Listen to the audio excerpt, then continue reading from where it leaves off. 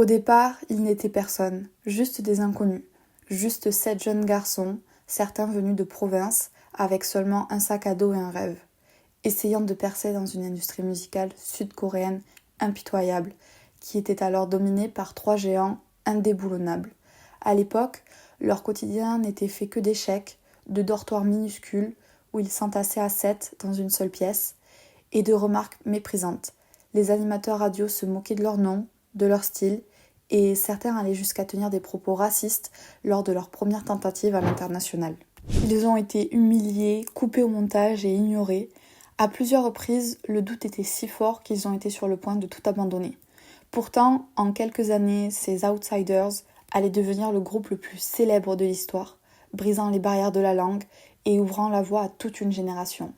Voici donc l'histoire de BTS, un véritable conte de fées moderne, mais gravé dans la sueur et les larmes.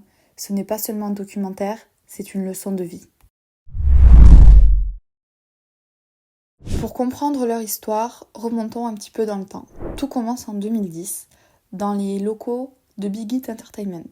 À cette époque, l'agence est au bord de la faillite. Bang Se-hyuk, leur producteur, prend alors un pari fou. Créer un groupe de hip-hop qui parlerait des vrais problèmes de la jeunesse, loin des paillettes habituelles de la K-pop. En juin 2013, BTS fait ses débuts avec No More Dream, mais la réalité est brutale. Sans budget marketing, ils ne doivent leur première scène qu'à un coup de chance. Une autre performance avait été annulée à la dernière minute. Imaginez la scène, les chaînes de télévision les considèrent comme des bouche-trous. Leurs vêtements de scène sont des contrefaçons bon marché, sur lesquels ils cousent eux-mêmes des logos pour paraître plus professionnels, ce qui leur vaudra même des accusations de plagiat et des humiliations. Pour remplir leur première salle, les membres descendent eux-mêmes dans les rues de Los Angeles, de Séoul, pour distribuer des flyers de concerts gratuits. Et le résultat, à peine 400 personnes. Mais ces 400 personnes-là allaient devenir le noyau dur de ce qui est aujourd'hui une armée de millions de fans. En 2014, avec le titre Boy in Love, BTS commence à faire du bruit. Mais dans l'industrie, le succès d'un petit groupe dérange. Les médias et les fandoms rivaux lancent des campagnes de dénigrement massives. On les accuse de copier le concept des groupes de la Big Three, à l'époque, qui est SM, YG et JYP. L'acharnement atteint son paroxysme en 2016. Lorsqu'ils remportent leur premier Grand Prix, un Daesung, l'industrie est sous le choc. Les haters lancent le hashtag Saiji, qui signifie la manipulation des ventes. Les accusations sont virulentes. Comment une petite agence peut-elle vendre autant d'albums ? La vérité, en tout cas, elle est bien plus humble.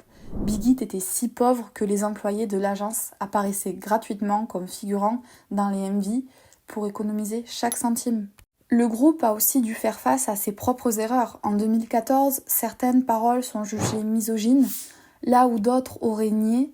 BTS a choisi une voie inédite. Ils ont consulté des experts en études de genre, se sont excusés publiquement et ont promis d'apprendre.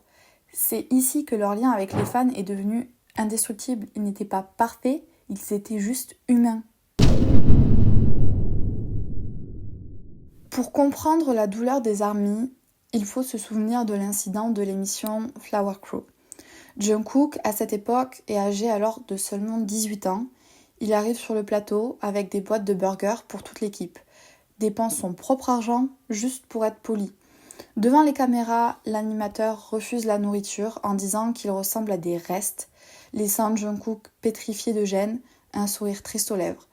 Et ce moment-là est devenu le symbole du mépris que les idoles de petite agence subissaient. Et l'ironie de l'histoire, c'est que quelques années plus tard, BTS est devenu l'invité le plus convoité de la planète. Lorsqu'ils ont recroisé certains de ses présentateurs après leur nomination aux Grammys, le rapport de force était inversé. Mais BTS, fidèle à ses valeurs, n'a jamais répondu par l'insulte, mais par un succès éclatant. 2016, c'est l'année où BTS sort l'album Wings, et pour les ARMY qui sont là depuis le début, ça va vous rappeler une certaine nostalgie. C'est l'explosion internationale pour le groupe, mais c'est aussi une année de calvaire physique. RM se blesse gravement au pied, frôlant la fracture de fatigue, mais continue de porter le groupe. Lors du festival Busan One Asia, le manque de respect de l'industrie est encore flagrante. Les organisateurs refusent de leur accorder un éclairage correct. ou des caméras de qualité. BTS a performé dans un noir quasi total. Seules les vidéos des fans filmant avec leur téléphone ont montré au monde la puissance de leur chorégraphie ce soir-là. Plus sombre encore, la sécurité des membres est menacée. Un manager est surpris en train de lever la main sur Jungkook dans les coulisses. Il sera immédiatement licencié après la tollée. Puis, durant la tournée, V traverse l'épreuve la plus difficile de sa vie, la perte de sa grand-mère qu'il avait élevée. Au lieu de compassion, il reçoit des menaces de mort d'antifans sur les réseaux sociaux. En 2017, c'est au tour de Jimin qui est visé par des menaces terroristes lors d'une tournée aux États-Unis. La tension est telle que les armées dans les aéroports décident de former des chaînes humaines avec des rubans violets pour créer une barrière de protection physique entre le groupe et la foule. En 2017, la K-pop change de dimension. BTS est invité au Billboard Music Awards.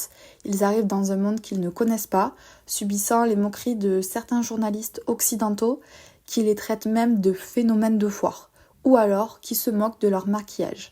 Pourtant, sans chanter en anglais à l'époque, ils vont remporter le prix Top Social Artist, détrônant Justin Bieber qui le détenait depuis 6 ans. Je sais pas si vous vous rendez compte, mais à cette époque, la puissance des fans des BTS, les ARMY, est monstrueuse. Mais derrière les sourires sur le tapis rouge, le groupe est à bout. En 2018, lors de leur discours au MAMA, ils vont révéler en pleurs qu'ils ont sérieusement envisagé la dissolution du groupe en début d'année. La pression était devenue insupportable pour eux, mais qu'est-ce qui les a sauvés ? Eh bien, c'est leur amitié et le soutien massif des ARMY. Lors de polémiques injustes, comme l'affaire du t-shirt de Jimin, sorti de son contexte historique, les fans n'ont pas seulement tweeté, ils ont rédigé des rapports de recherche de plus de 166 pages pour expliquer le contexte aux médias internationaux et rétablir la vérité. En 2020, BTS n'est plus seulement un groupe de musique, c'est un enjeu d'État. Que vous puissiez comprendre, BTS rapporte des milliards à l'économie sud-coréenne. Le gouvernement va jusqu'à modifier la loi sur le service militaire pour leur permettre de reporter leur départ. Le pays est alors déchiré. 60,9% des Coréens sont pour une exemption, reconnaissant le rôle d'ambassadeur culturel, tandis que d'autres vont crier au privilège. Les BTS sont alors au sommet, mais même au sommet, le racisme les rattrape.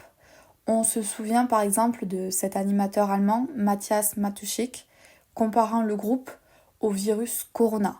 Mais cette fois-ci, ce qu'il faut comprendre, c'est que BTS n'est plus seul. Des stars mondiales comme Steve Aoki ou encore Ozzy prennent la parole pour les défendre. Et BTS répond toujours avec dignité, par exemple même en s'exprimant à la tribune de l'ONU, portant un message d'espoir, Love Yourself. Après cette annonce historique de pause en 2022, une page s'est tournée. Un par un, les membres ont troqué leur costume de scène pour l'uniforme militaire, remplissant leurs devoirs avec la même discipline qu'ils mettaient dans leur chorégraphie. Aujourd'hui, cette épreuve est derrière eux. Tous les membres ont officiellement terminé leur service militaire. Et l'attente insoutenable des ARMYs et des fans touche enfin à sa fin. BTS est désormais en pleine préparation d'un comeback monumental prévu pour 2026. Une année qui s'annonce déjà comme l'une des plus importantes de l'histoire de la musique de la pop. Et pour les fans francophones, l'espoir est immense, avec une tournée mondiale qui se dessine, qui sait. Nous les reverrons peut-être fouler la pelouse du Stade de France pour un spectacle qui s'annonce déjà légendaire. L'histoire de BTS nous apprend une vérité universelle. Le succès n'est pas une ligne droite vers le sommet, c'est une route parsemée de cicatrices, de nuits sans sommeil et d'une résilience qui dépasse l'entendement. Ils ont prouvé que peu importe d'où on vient, peu importe la langue dont on parle ou la taille de l'agence, avec du travail et une sincérité désarmante, on peut littéralement changer le monde. Au-delà des chiffres et des records, ce qu'il faut retenir, c'est à quel point l'histoire de BTS est belle. C'est l'histoire de 7 garçons qui n'avaient rien, à qui on a dit non 1000 fois et qui ont fini par changer la vie de millions de personnes.